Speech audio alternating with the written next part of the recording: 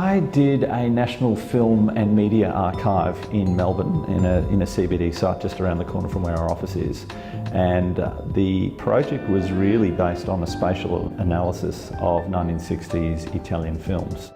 And one of the features of the design was a 5 metre high by about 60 metre long wall where a whole bunch of film and video and sound recordings would be stored, and it could be retrieved by a robotic arm. And at the time that seemed like quite a fantastic idea and a fantastic experience, but you know, we're now maybe 20 years down the track, and that's a ridiculous idea in the sense that everything would be digitised, and you know, this primary element of the building would effectively be redundant. So that, on reflection, is quite an interesting thing to look at and think about.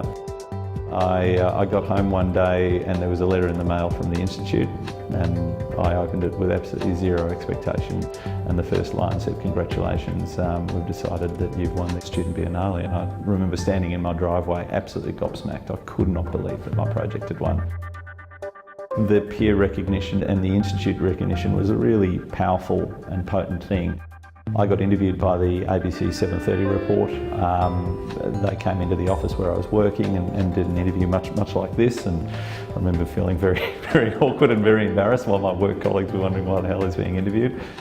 Even by that going on air, I received some phone calls and inquiries from people interested in exploring some architectural ideas and opportunities, and that level of exposure is something I would never have got, obviously without having been in the competition and having won the competition.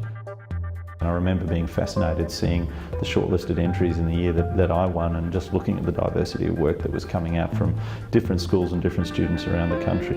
That was probably the most interesting part of it, was getting that sense of where you sat and where the work you were doing sat in a broader national context.